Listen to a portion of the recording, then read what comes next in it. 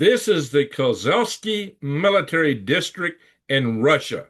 This is part of why Greenland matters. This is part of why Greenland is considered by the Trump administration to be essential to the defense of the United States.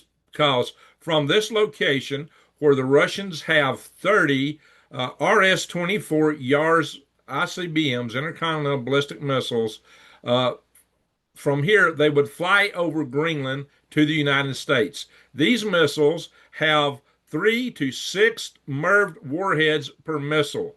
There's 30 of them there. So that means they could have 90 to 180 warheads in this location aimed at the United States of America. This is one of many military fields that Russia has. Russia has their missile forces, their strategic rocket forces, far more distributed than is in the case of the United States. Now, these warheads are 200 megatons, 200 million tons of TNT, as opposed to what we dropped on Japan, which was about 15 kilotons. That means each of these warheads has 13,333 and a third times more power than the bombs we dropped on Japan at the end of World War II.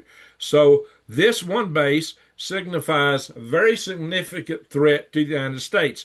And it just so happens that most of the bases in Russia are in this area. They're in the area where their launches would put an overflight over Greenland.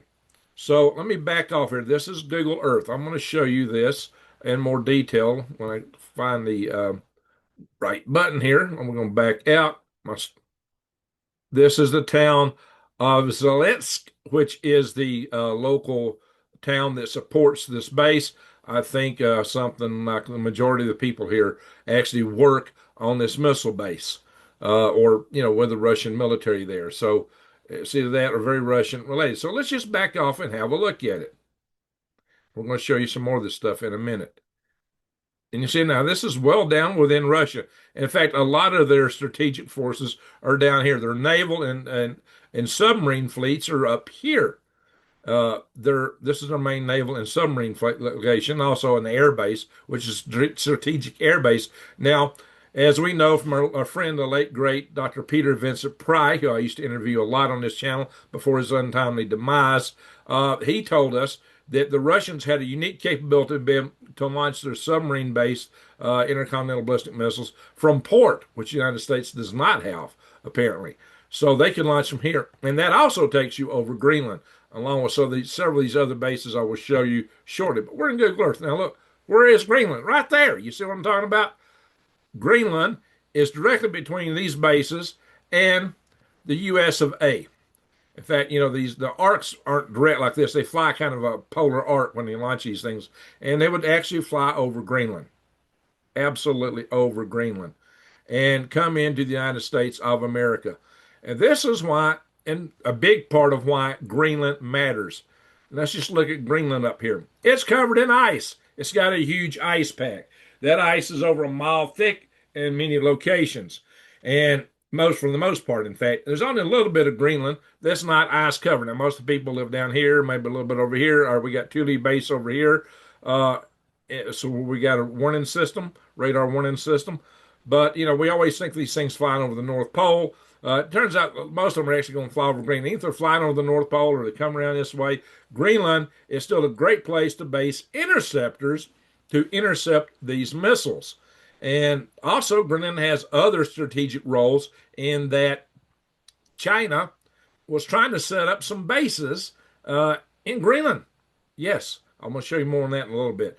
And Greenland is an autonomously governed protectorate or country or area of Denmark currently. So it technically belongs to Denmark, but is autonomously governed. And there's a lot of people in Greenland that actually are pushing for independence for Greenland. So if they got independence, they might decide to go with China, because it was actually Denmark who nixed the Chinese base proposals. Greenland was kind of enthusiastic about it at first. So this is what's got Trump worried about Greenland, in part. The United States, by putting forces up here, could actually do a lot more economic development in Greenland than Russia or China ever would. But the other aspect of why this is a threat is because it controls sea lanes. Even during World War II, we used Greenland as a base to evade a lot of the U-boats that Russia had. It was taking out our maritime uh, merchant marine class that were sending materials over to England and Europe to defend against the German invasion back in World War II. So Greenland has already had a very historical, significant military role to play. But if this North Passage, if there's Russia's got ice cutters. Russia's getting, or they can pass stuff through here with other extensive fleet of ice cutters through the Arctic ice pack. And should the case happen that there's some kind of warming that this becomes more amenable to transit for cargo, China wants to dominate it. They want to choke us off at every point they can to be able to trade with ourselves in between the Atlantic and Pacific. They've tried to do it within the area of the Strait of Magellan by trying to set up bases in Argentina and Chile, which I think has been nixed now. But they've also are in league with Russia. Russia's getting them a lot of access to the Arctic for their trade. But we need to be able to trade through here if we can, if it's possible, and if that becomes open. We certainly don't need China dominating it and cutting us off at another pass, especially since they still basically control the Panama Canal by having those companies at either side entrances to the canal zone. As you know, BlackRock was going to buy that, and that deal kind of fell through. There may be still something in the works there, but China has basically tried to choke us off in many different areas, and this is another area where they might do that. It's a very strategic area should there be war with Russia or anybody in the Arctic region, because Russia's military comes again. Most of their naval forces are up here, and on the I believe it's called the Kona Peninsula. But anyway, this is where they've got a lot of bases, submarine, and a lot of their warships. So they'd be coming out here. So control of Greenland gives you a lot better vantage point for controlling what's going on in this sea should there be a conflict with Russia. So you can see it's got many strategic advantages to it. Now, everybody's talking about minerals. I would say the mineral discussion is just to assuage people of what we really want to do there. That's a cover story because, again, it's covered in a mile of ice, the whole island practically.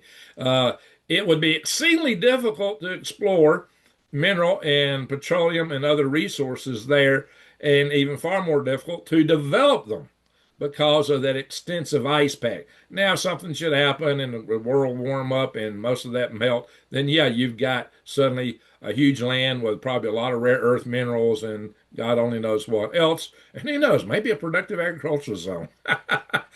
if if the projected by some people melting should ever occur. In any event, there are some areas along the coast that are ice free, as you can see, and there are resources there. That's true, but even the Greenlanders are prohibited from developing that by Denmark. So Greenland's got kind of a quash on from that, and the United States could liberate that. Should the United States take this territory? I said should. I'm not sitting there trying to advocate a military takeover by any stretch of the imagination. I don't think that would happen, but still, in any event. You can see how close to the North Pole Greenland comes. I mean, it goes right into it. I would say the other thing that Greenland offers is a place to base intercontinental ballistic missiles. Because if we base missiles set up here in the very northern part of Greenland, then the flight times to Russia and China would be a lot shorter than the flight times from where we currently base these. And furthermore, they would not have to be as large a missile because you wouldn't have as far to travel, or you could put more warheads on them. So there would be a, kind of a throwaway to economics advantage for the missiles based in Greenland.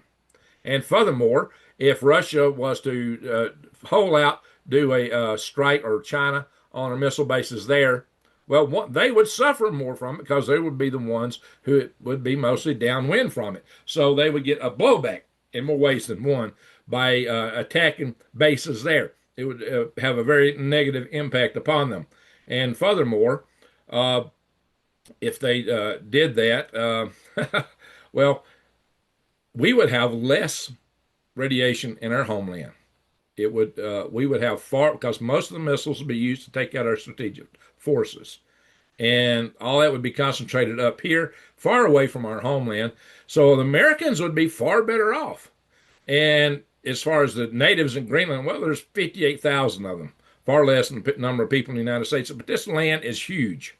This is long. This is like continental United States long. So the impact on people in Greenland from if we had a base up here in the northernmost tip with our missiles would be, most of the winds blow east west. Most of Greenland would never see it.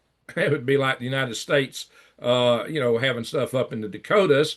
If you're down in Texas, you're not going to see so much of that stuff coming out of Texas. Well, this is like Texas down here, and this is like the Dakotas up here. This island is very long.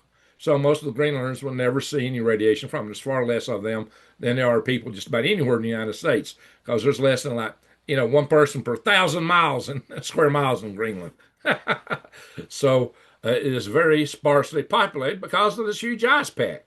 So Greenland would be the ideal place to place intercontinental ballistic missiles. We could just move our fleet up there, take them out of the Dakotas and take them out of all the other locations in the United States, Montana and other places, and put them right up here. And everybody in the United States would be a lot better off if we could do that. I mean, a lot better off should a war occur.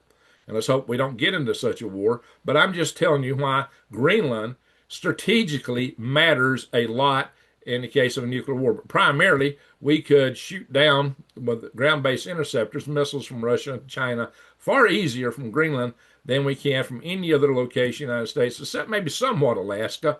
But Greenland is better positioned than Alaska for the most part. Alaska may be good for North Korean missiles, maybe some of the Chinese missiles, but between the two, we would have some pretty daggum good coverage for anything that would be coming at us. The Golden Dome is the proposed system that China, Trump wants to use to take out missiles as they're being launched, and it would be great if you could take them out while they're being launched. But you need some kind of ground-based interceptors to get the ones that get through and past the Golden Dome. So Greenland would be a huge factor in that. So Greenland has a ginormous strategic advantage to the United States should we be permitted to put these missiles up here. And it might be that we could do that without taking Greenland. We just might be able to cut some kind of deal with the people of Greenland that would allow us to operate in those fashions. So there's many different ways to look at that. So Greenland may not lose their autonomy. And in fact, some of the most recent proposals by Washington is that Greenland would still maintain their autonomy, even if we had it. From the United States perspective. And their economy would probably be a lot bigger because we would probably invest a ton of money up there in putting this stuff in and other things that we'd do in the area. That said, and we give the Greenlanders rights to harvest their own minerals and gemstones and other things they pick up on their shores, unlike what Denmark does today. So Denmark may relax on that to keep the Greenlanders a little bit more happy. But you can see coming down the United States, that gives us a huge distance advantage. Look at that. Greenland is much closer to Russia and China. And, they still got to cross over more ocean here and lots of Canada to get to us. So you can see Greenland really is, when you look at it from this perspective right here, this is what gives you the perspective of the huge advantage that Greenland has. Now, we're going to look at some articles here on this topic. Give me a second here to move this stuff around. And I will do another share screen over on some other matters for this. So we're going to go more in depth here. And I believe this is where I want to go. Yep.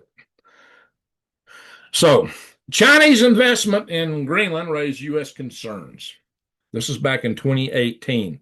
So this is when Trump first came to office. And this is probably what got Trump interested in Greenland in the first place. Is it strictly business? No, probably not, because we've already seen that China has been taking advantage of their facilities in Central and South America to serve perhaps as bases for war games. They're already war gaming, attacking the United States from the Gulf of Mexico and the Caribbean, South America, Central America. They have already done this, and they're planning to use these dual-use facilities that I already talked about last night. And here is facilities that they can use for military operations in these areas. I think the ones in Venezuela now might be off the charts. But this is what China has. And this is what China can employ against the United States. And they tell us, oh, this is all for people's peaceful purposes. But guess what? They're already wargaming it, my friends. So this is why we got to take this stuff seriously. Now, we can see Chinese state-owned company bids in airport construction that would grant a significant influence in Greenland. This is back in March of 2018, right after Trump took office, I believe. So Greenland eyes, well, that was an election year. Okay, so Greenland eyes China and amid Denmark U.S. tensions. So Greenland was looking at this. Greenland was interested. Now, this is a later article. This is from 2025. So China is still at this. They're still trying to say, well, they won't rush in, according to this article, because the investors are afraid, hey, they're going to lose their money. But this was not a year ago. So China is still pushing for this. And that is why Trump is still very interested in it. China and Russia challenge the Arctic Order because Russia is basically letting China have access to their Arctic regions and using their icebreakers. And China actually has more icebreakers than the United States now. So not good, not good. We need to build more icebreakers, but we can't hardly build ships anymore. We got to do something about it. Now, this shows a lot of the strategic missile bases that and strategic assets that Russia has. You can see most of them are in this area I was talking about. To get in the United States, they're going to be flying over Greenland. This is a Mercator projection. So by looking at this way, you don't realize that Greenland is between us and them. I just showed you for these bases down here. Oh, they go across this way. No, the shortest route is over, kind of over the poles, which actually takes them over Greenland. So once again, we are coming back to Greenland. This is a breakdown of the many different bases involved.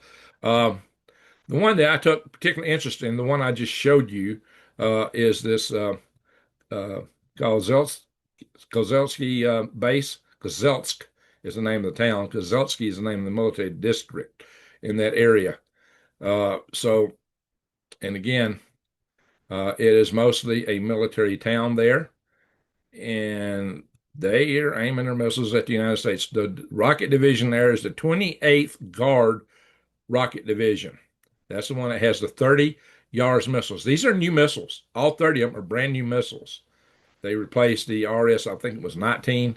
So RS 9, they had those, and they had the UR 100s. Let's see here. Yeah, they had quite a few different. Yeah, there it is. RS 19. They had those there, and they replaced these with the RS 24 Yars. RS 24, not to be confused with the name of the Spatial Main Engine, which is RS 24, also, by the way. We have a AOP here, an acronym overlap problem. But anyway, all that said, so let's go look here. This is talking about some of the capabilities of the Yars, 3 to 6 independently targeted warheads. So they, like I said, they could have 90 to 180 warheads at that one location, but that's just one of many. So just to show you a little bit more on this, let's go back here. I think this shows some of the other rocket forces. This is they first went mobile. The other units have the road mobile version of that missile. This is on the RS-24 Yars. That's what this is about here, this article. And then there's an air base up there, and that peninsula I was talking about, and it is another one of the forces that could deploy stuff toward us. And again, over the United States. So it's how they go over Greenland, that is. So that would be their shortest flight route. So this is, some of the Army's rocket forces. This is the Army's strategic rocket forces in Russia. You can see, like United States, we got like 3 main sites for our silos. Look at all these, lots of them. So they're distributed around. The one I mentioned here, Kozelsk, is got 30 of those Yars RS-24 missiles. So, but you can see 18, 30. Yeah, they got them scattered all over 18, 27. These are mobile, others are based in silos. So you got different things. But the RS-24s were fielded in 2025. They're new missiles. So forget all the stories you hear now. This is kind of a bad picture of what it might look like being fought. And again, I used Kozelsk is the example here of the launch from Russia.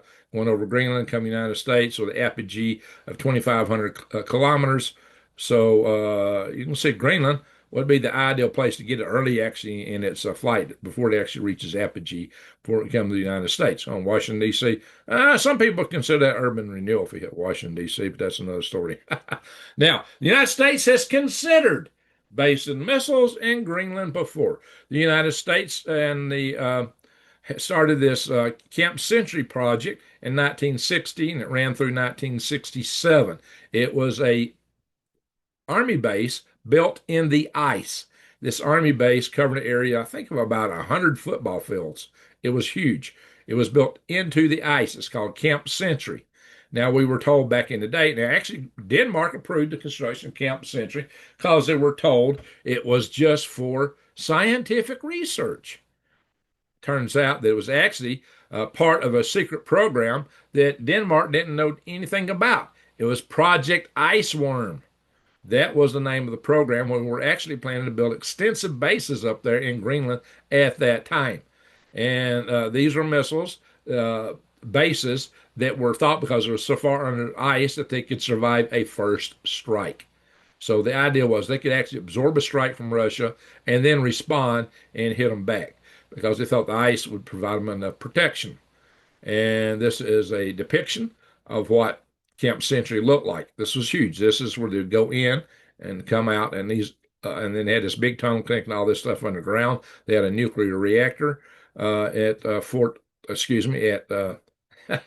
at Camp Century. I discovered Camp Century when I was located at Fort Greely, Alaska, which has a similar or had a similar nuclear reactor. This is where Camp Century was, close to the Thule Air Force Base. This was an Army program, and it was part of there was actually a prior uh, construction that shows you let's just kind of click through these. This shows you the inside of one of the tunnels. They basically had them wider at the base, and then this is still in construction, and then they narrowed them up a little bit as you went up, kind of beginning to close the gap, kind of like a pyramidal structure. And then they covered it with Quonset hut type metal and then buried that in ice. That's how they did it. So basically, they just cut trenches, put up Quonset hut roofs, and buried it in ice. So this was a lot like a moon base or a Mars base way back in the early 60s. So imagine that. Um, they did have some deformation of those tunnels over time because ice will move. It's not solid like rock, but and some people say that's why they closed Camp Century. But I think it had more to do with we weren't going to build that Project Iceworm. We kind of backed off on that because we would have had to run that through Denmark, and we didn't apparently want to do that. So but there was some problems with the tunnels that they would deform over time, and so they had some issues with them. But basically, the study said that this was effective, that it could be done. That was the conclusion of the study itself. So the subsurface camps provided good protection from the elements, had modern bathrooms, dining and medical facilities. Prefab buildings were located inside the trenches. So it's very interesting how they went about this. Um, and now it's recently being rediscovered by NASA radar equipment as some of the snow on top of it is starting to melt. So I just thought I'd show you that. Let's look at this. This is Project Iceworm. There was a couple of other camps prior to this. Camp, I can't how you pronounce that. Fitch Clinch, Fist Clinch, yeah, Fist Clinch. So that was one of the previous camps that was built in 1957, ran to 1960 as a precursor to Camp Century, just to get some experience in doing this stuff. So we actually had two of these ice cities buried in ice of sheet of Greenland. But the ice elasticity was a bit of an issue. The reactor placed there was the PM2A. So the M is mobile. That's what that means here. 2A reactor. So let's look at that a little bit because, oh yeah, this is the prior Fist Clinch facility here, Camp Fist Clinch, which went from 57 to, and they did not have a nuclear reactor, escape hatches. This was a smaller base, but it's still pretty darn large. So it was Camp Tuto in the 50s. So, we had kind of evolution of these camps. Camp Century being the biggest one at about 100 football fields, but it was far smaller than what Project Iceworm would have been. Project Iceworm would have been huge. So again, this is some more images from Camp Century. I read an entire book about this when I was at Fort Greely because, Fort Greely was also an isolated place. It was a lot like a moon base in its own right, or Mars base. And we also had our own stationary version of this nuclear reactor. This is on the PM2A nuclear reactor that was at Greenland. It's still there, I believe.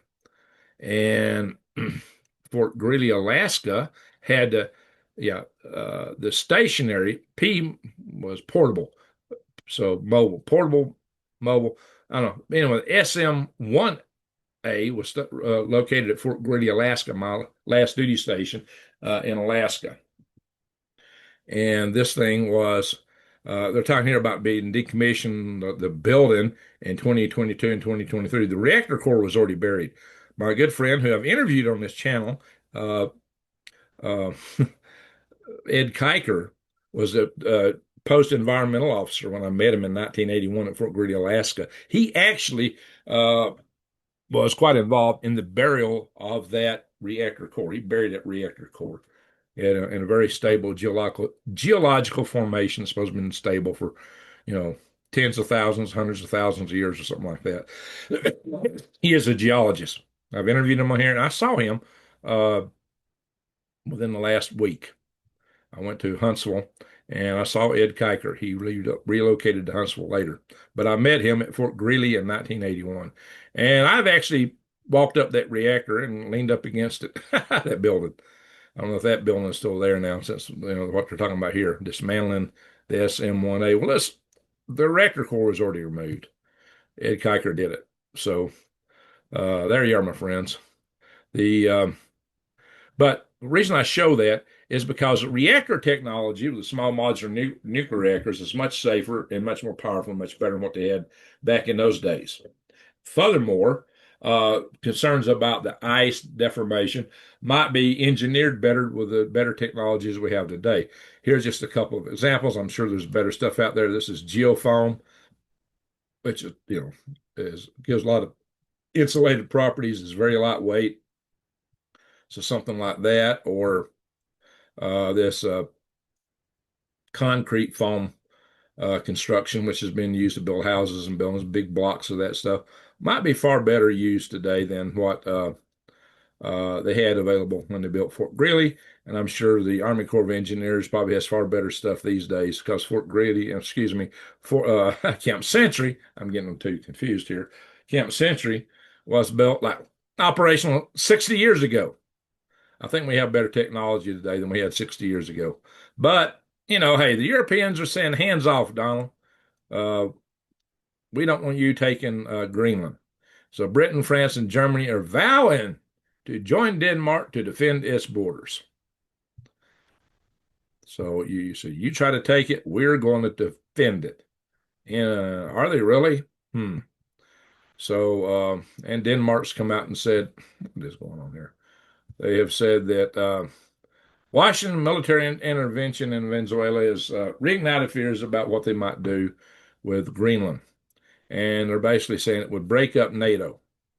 U.S. attacking NATO ally to annex Greenland would end everything, according to the Danish Prime Minister. I say we ought to get out of NATO anyway. It's just a leech upon us. Europe's got very little to offer us. So why are we even in NATO? I've questioned that many times. But all that said, whatever you think about that, Stephen Miller, who is chief of staff for Trump, he's saying that he's just dismissing this whole idea that Denmark would fight for Greenland. Claims it should be part of the United States. They're not going to fight for it. They're not going to fight the United States. So we'll have to see how all this pans out. But he is definitely saying, nah, they're not going to fight for it. Would they? Yep, Miller says no one would stop the U.S. from seizing Greenland. And they used the word season there. Well, I don't think it's going to be a seizure because I've seen a lot of other things about negotiating. But when you look at things, if you want to look at NATO, who puts up the money? The United States. In fact, the United States puts up more money to defense of NATO than all the rest of the NATO nations combined. 64%. 64%. So the United States puts up more money to defend NATO than all the rest of NATO combined. And a lot of people was criticizing Trump for asking Europe to step up and cover some of their own, right? So again, Greenland is an autonomous territory of the Kingdom of Denmark. Denmark is a kingdom still, and it's got 58,000 people roughly, very puny GDP. It is mostly Greenlandic Inuit, which is what we used to call Eskimo, by 90%. 90%. We got some Danish and 7.5% and 1.1% other Nordic nations, and then 1.9 others. That's probably people, a lot of that might be the people at the U.S. military base in Thule and other locations. So, our Thule base is just a radar base. It's not a ginormous base by any stretch of the imagination. So it's just a radar base. We got a lot of radar bases in Alaska too. So, and here's the final analysis. This is why I know that the United States will get Greenland. This is the final answer. As y'all might know, Governor Landry of the state of Louisiana, one of the territories that the United States purchased, is the special envoy to Greenland to negotiate and try to convince the Greenlanders that they want to be part of the United States. And I think he's got the ultimate answer here. Check this out. I'm going to enlarge this. Got to end with a little bit of humor here, right? Families in Louisiana have lived in this state for over 300 years. And we have lived under more flags than anyone living in the continental United States. But guess what? The flag that we ended up with is the greatest flag, right, Winston? And that's the United States of America, because that's the flag that stands for liberty, opportunity, and security. And it's done well for us. And all we're going to do is go have us a great conversation with those folks in Greenland. They're in the Western Hemisphere, fits inside the Monroe Doctrine, and we're going to bring them some great Cajun food. There you are, the great Cajun food. That is it. That will cinch the deal. Hey, we could toss in some collard greens and cornbread, maybe a little ham with that, right? We can throw in some other Southern food. That'll do it. That'll clinch the deal right there. Anyway, guys, I had to end it with a little bit of humor. We're talking about nuclear war and everything else. So, Cajun food, that's the answer. That'll do it. Once they get a taste of that, they go, oh, yeah, we're joining the United States. Katie, bar the door. We're heading out. So there you are, my friends. That is the ultimate answer. So what it boils down to is that Greenland is crucial to our defense. For one, we can't have China there. Beyond anything, we just can't have China there. Or Russia. That can't happen. Two, if it does, we're going to pay for it. Well, we can pay dearly for that. Two, it's a great place to intercept intercontinental ballistic missiles. It's one of the best locations to put interceptors. It is the best place to put ground-based interceptors. Hands down, bar no other place. It is the best. And finally, we would all be far better off if we could move all of our intercontinental ballistic missiles up the very northeastern tip of Greenland and put them out there on the ice, in the ice. We would be far better off, and then Russia and China would be far less inclined to probably want to hit us because, like I said, they would get the blowback. And, it wouldn't be so much here. So that is why the United States really wants Greenland. Minerals, I talk minerals, that's just a sham. That's just to kind of distract people from the real intentions, because the real intentions are nuclear war, and that's a scary topic to talk. So they don't want to incite Russia and China by saying, hey, we want to build nuclear missile bases up there. That would really set them off right now. So we don't want to really play that card too heavy at this point in time. So we're saying minerals, resources. No. That will be very difficult to develop there. I'm sure we would, and it could be done, but it's going to take a long time and a lot of investment to get that started. Would it pay back? Yeah, over time it would. And Greenland, Alaska was considered Seward's folly. Seward's folly. And the purchase of Alaska was highly criticized. Well, look at all the wealth Alaska's produced, all the gold, petroleum, natural resources, beautiful territory. I lived in Alaska 2 years at Fort Greely, and I loved the place. And I would hope that all this is worked out peaceably and that all parties in the end will be very happy because the United States could also better defend Europe from Greenland, including Denmark, if they would let us just go in there. And we don't really have to own the place. We don't have to possess it even. If they would just let us operate there and put in interceptor bases and hopefully even move our intercontinental ballistic bases to Greenland. So there you have it. That is the bottom line for why Greenland matters. And with that, I'm going to say, if you haven't subscribed, subscribe, bang the bell, and click all. Nobody else shows you this stuff quite the way I do. They might talk about it a little bit and kind of, but no, I showed you the details. I went in to the nitty gritty details of it there. And so uh, please consider that and subscribe, bang the bell, and click all. And with that, I'm going to say thank you all for watching. Greg out.